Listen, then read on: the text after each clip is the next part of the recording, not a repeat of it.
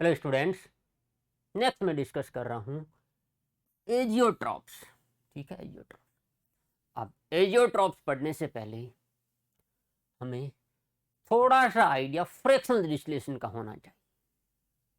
तो next heading आपने डालनी है फ्रैक्शनल डिस्टिलेशन। देखो, डिस्टिलेशन हम बहुत बार यूज किए, बहुत बार पढ़े हैं छोटी क्लासेस में।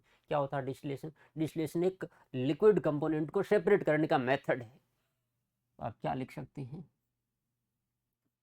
Method of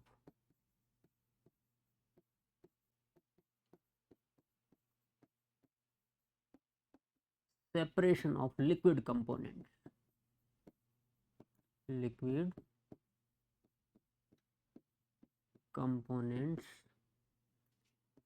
having different boiling point। ठीक है, डिफरेंट बॉइलिंग पॉइंट वाले लिक्विड कंपोनेंट्स को सेपरेट करने के लिए हम डिस्टिलेशन यूज करते हैं। जैसे छोटे क्लासेज में आप लोगों ने पढ़ा होगा, जैसे कोई दो लिक्विड है ए एंड बी। ठीक है, ए का बॉइलिंग पॉइंट मान लो 50 डिग्री सेल्सियस है, बी का बॉइलिंग पॉइंट मान लो 100 डिग्री सेल्सियस है। आपको इन दोनों को सेपरेट करना है। तो क्या करते हैं? हीट करना स्टार्ट करते हीट करते हैं। ठीक है, अब जब टेम्परेचर 50 से ज़्यादा हो जाएगा, मान लो 50 से ज़्यादा, मैंने 55 कर दिया। अब 55 पे क्या होगा कि ए तो पूरा का पूरा वेपर बन जाएगा, उड़ जाएगा। और 55 डिग्री सेल्सियस पे अब बी तो लिक्विड ही रहेगा, क्योंकि बी का बॉइलिंग पॉइंट क्या है 100 डिग्री सेल्सियस। तो ए उड़ गया, बी लिक्विड ही रहा। ठीक है, तो ए को अलग कर लीजिए और बी वैसे ही लिक्विड है। ठीक है, इस तरीके से ए एंड बी को हम क्या करते थे? सेपरेट कर देते। इसी मेथड को क्या कहते हैं? हम डिस्टिलेशन। इसी मेथड को हम क्या कहते हैं? डिस्टिलेशन की। गर्म करके कंपोनेंट्स को, लिक्विड कंपोनेंट को सेपरेट करना। फ्रैक्शनल डिस्टिलेशन का मेथड तब यूज होता है जब बॉइलिंग पॉइंट में डिफरेंस 25 डिग्री सेल्सियस से क्या हो, कम हो। तो ये मेथड फ्रैक्शनल डिस्टिलेशन का तब यूज होता है जब बॉइलिंग पॉइंट में डिफरेंस क्या हो, 25 डिग्री से क्या हो, कम हो, लेस देन 25 डिग्री सेल्सियस। तब फ्रैक्शनल डिस्टिलेशन का मेथड यूज होता है। सिंपल डिस्टिलेशन जो हम छोटी क्लास में करते हैं वो इस तरीके से था। ठीक है, फ्रैक्शनल डिस्टिलेशन हाँ तब हम यूज करेंगे जब बॉइलिंग पॉइंट पर डिफरेंस 25 डिग्री सेल्सियस से क्या हो, कम हो। सवाल आता है कि सर फ्रैक्शनल डिस्टिलेशन में क्या होता है, ये कैसे होता है? ध्यान से सुनिएगा। ठीक है, तो ये मैंने कोई दो लिक्विड्स का मिक्सचर लिया।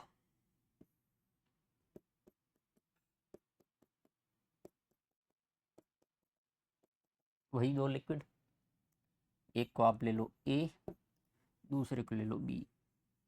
ठीक है, बट बॉइलिंग पॉइंट में डिफरेंस 25 से कम है।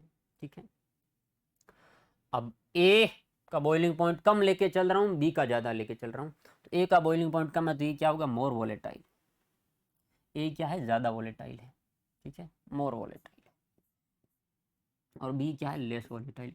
ए का बॉइलिंग पॉइंट कम है, मतलब वो जल्दी उड़ना स्टार्ट कर देगा, जल्दी उड़ जाएगा। उस वजह से ए क्या है? मोर वोलेटाइल। ठीक है, ये ध्यान रखना, ए क्या है? मोर वोलेटाइल। ये लिख सकते हैं आप, मोर वोलेटाइल। ये कुछ लोग कहेंगे सर दिख नहीं रहा है। ठीक है, मोर वोलेटाइल। ठीक है, चलिए अब क्या होता है फ्रैक्शनल डिस्टिलेशन, ध्यान सुनिएगा। गर्म करेंगे,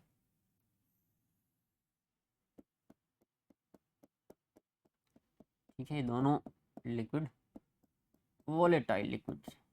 ठीक है, गर्म करेंगे, ए और बी दोनों वेपराइज हो जाएंगे, क्योंकि बॉइलिंग पॉइंट में डिफरेंस क्या कम है। ए एंड बी दोनों वेपर बनाएंगे।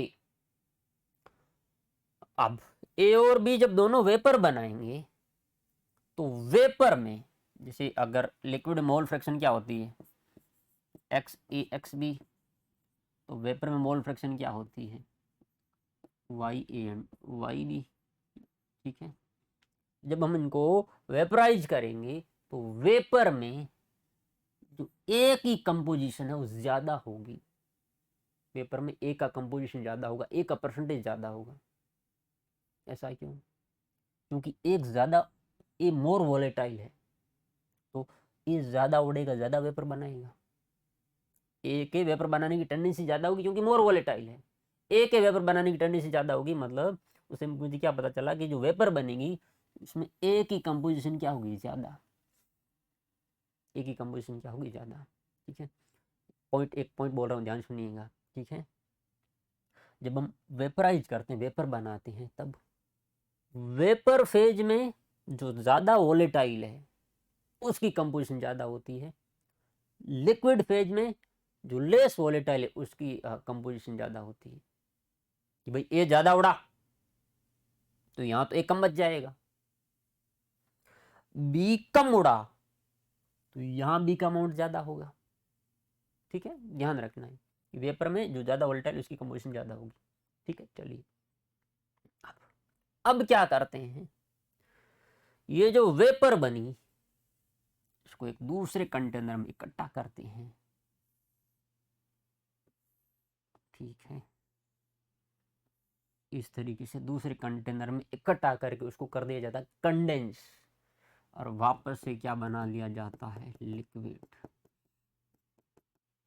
वापस से क्या बना लिया जाता है, लिक्विड। ठीक है, और इस लिक्विड को कहते हैं डिस्टिलेट या कंडेंसेट।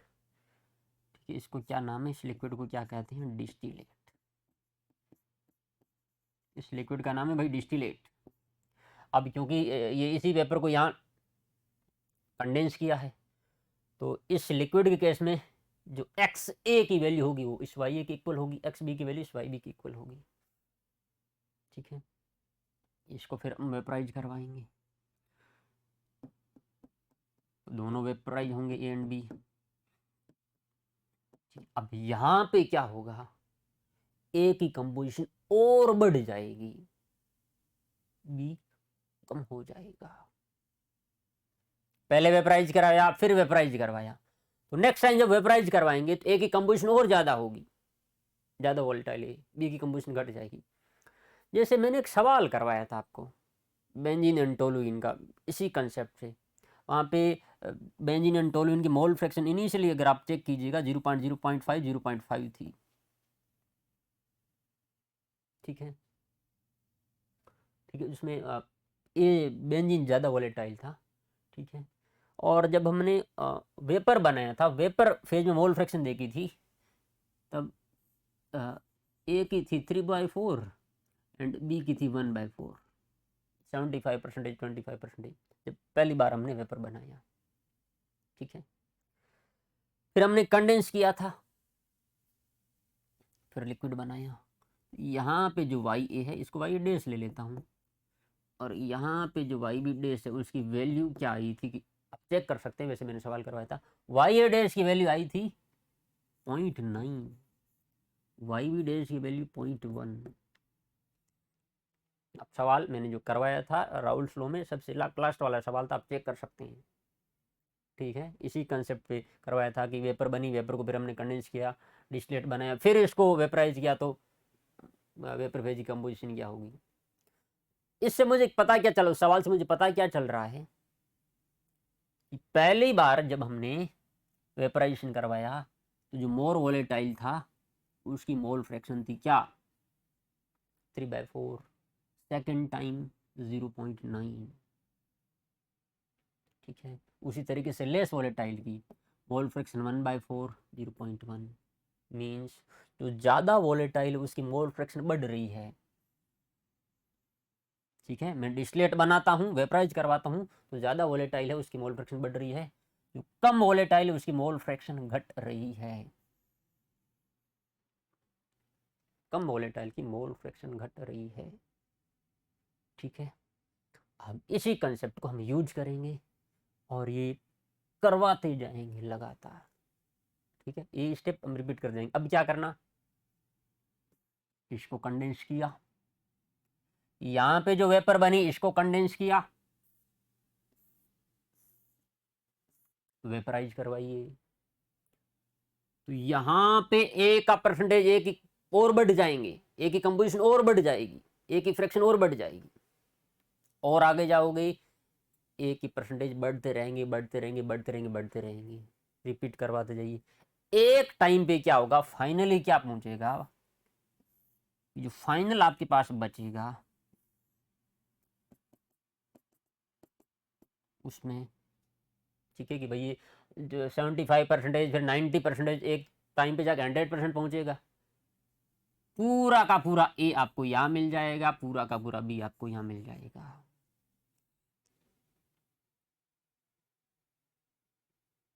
सेपरेट हो गए ए एंड बी, ठीक है। ये स्टेप रिपीट होता जाता है, रिपीट होता जाता है।